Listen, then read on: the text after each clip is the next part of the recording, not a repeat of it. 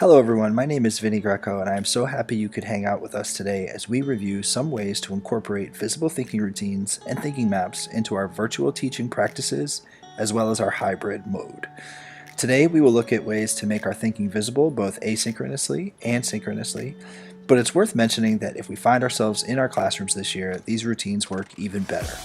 In this video, we'll familiarize ourselves with a few of the many available visible thinking routines and showing how they can work in practice. I'll be joined today by a mix of North Broward Prep students ranging from grades 8 through 12.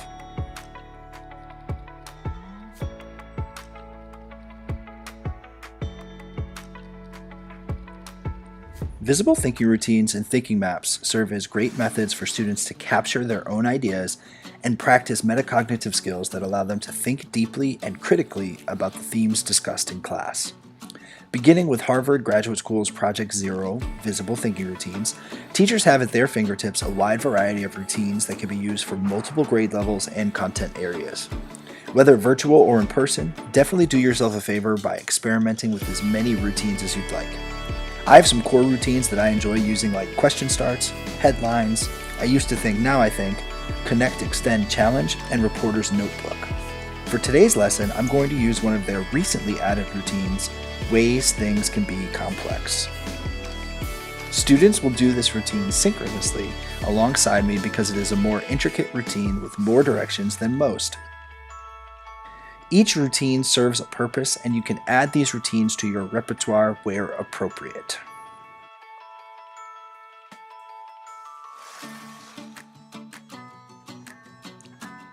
Thinking maps are another way for students to grow their metacognitive skills and truly think deeply about their own thinking.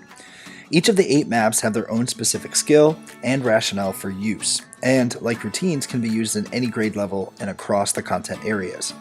Often, I enjoy using the multi-flow map, which allows students to show their understanding of cause and effect over time, as well as double bubble maps that allow students to compare and contrast time periods, leaders, or ideas. Another great one to use in the social sciences is the basic circle map, which is a wonderful tool for students to show prior knowledge about the topics you'll be learning about in class. In today's lesson, students will be using circle maps asynchronously to brainstorm and then later share their ideas in the synchronous setting.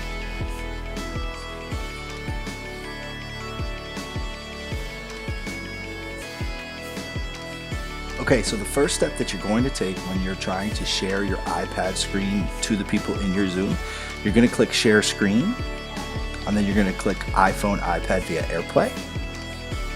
You'll click Share. And then you're going to go ahead and you're going to connect to the same Wi-Fi on your iPad that your laptop is to. If you're on campus, obviously that'll be the school one. If you're at home, your home one. And then you're going to tap Screen Mirroring. And then you're going to choose this network, the Zoom Vinny.Greco, or your first name, last name, and then you should be able to connect. On your iPad, you'll pull down from the top right-hand corner, and then you'll pull down for screen mirroring, and then you'll look for that Zoom connection, and then whatever you have up, and in this case I have open Notability, which is exactly where you'll do your thinking maps and your visible thinking routines, and your kids will be able to see exactly what you see.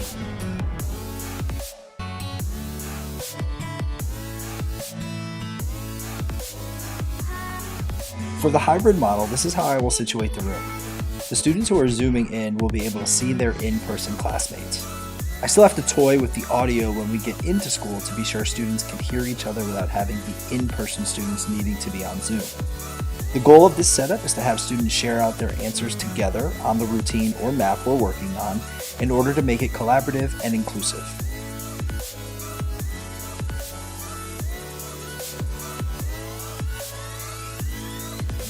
For today's synchronous portion of the lesson, students will complete the visible thinking routine, Ways Things Can Be Complex. Students will discuss the topic of police brutality and attempt to answer different sections of the routine.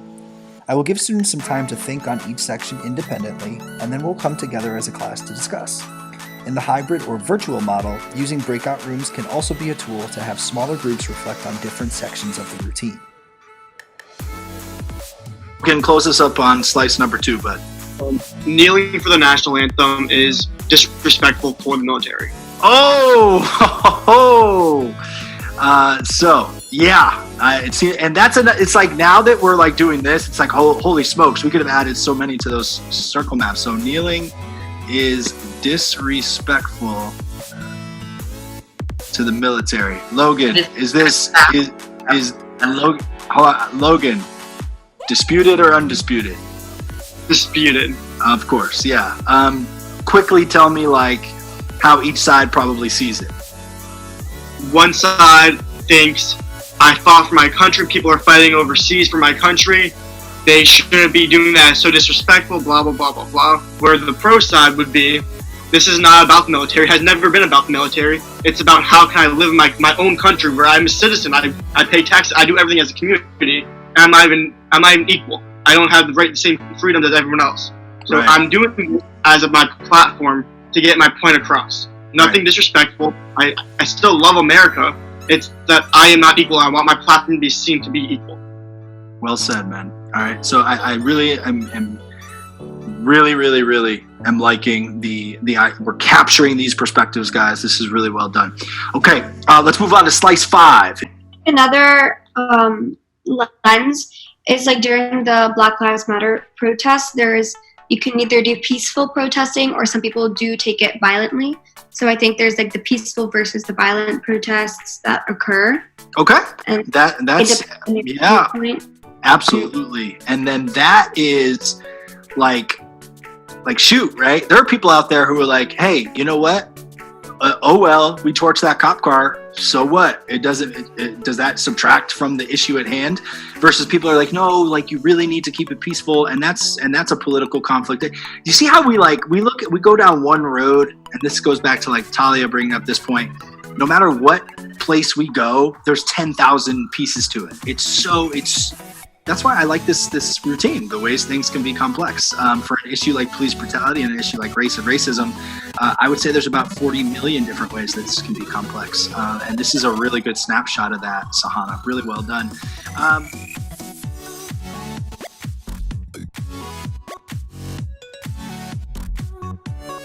For the asynchronous portion, I created a video ahead of time for students to watch and then work individually on before doing as a class. I use this method to break up class a bit. Instead of paying attention to the Zoom call for the entirety of the period, students can take a breath from me and do some work on their own.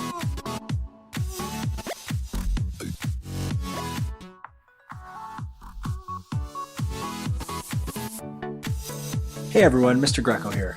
Before logging into class today, I'd like each of you to fill out the circle map assigned to you. On one circle map, you will list as many items as you can from the perspective of a supporter of the Black Lives Matter movement. On the other circle map, you will list as many items as you can from the perspective of someone who does not support Black Lives Matter. Remember, when we use circle maps, we are defining in context and brainstorming as many ideas that come to mind about a given topic. When you report to class, we will share out our responses and complete the frame of reference for each. Please spend some time reflecting on these questions. Where did I get this information from that I included on the map? What are the different perspectives represented on my map? And lastly, what do I now understand about Black Lives Matter? And why is Black Lives Matter important? As you fill out your map, think about the different people, groups, events, and history involved, and also reflect on the different places you've read, seen, or heard about Black Lives Matter. Thank you so much for your efforts today, and I'll see you in class. All right, go ahead, kid. I was gonna say movement too, but also just like a fight for justice. Fight for justice. Because Black lives for so many years have just been treated so much differently and haven't been given the same rights and everything. So it's really just a fight for justice so that they get to feel like they're a part of a community that doesn't treat them differently, that they are the same as everybody else, because they are. Okay. All right. What does that fight look like, Sammy? Well, it's full of protests and it's again just raising awareness of what they go through that a lot of people just aren't aware of, aren't aware of oppression and stuff. So it's just bringing awareness and showing hey, we go through this and it's not fair. Okay. That concludes this mini tutorial on how to make thinking visible in the synchronous and asynchronous settings. If you have any questions whatsoever about visible thinking routines, thinking maps, or how to employ the technology necessary to make some of these things happen, please feel free to reach out to me via email or shoot me a text or give me a call. Obviously, I used brief snapshots of my lesson, so I will also make available the lesson in full if you'd like to see how these routines and maps played out with all of the students in the class. Thank you so much for watching, and an even bigger thanks to Robbie Platt, Logan Susi, Sam Harmelin, Justin Grossman, Kyle York, Sammy Bernstein, Sahana Kamani, Natalie and Mia Perlman, Ty Chiat, Talia Zellman, and Dylan Fetterman for all of their hard work today.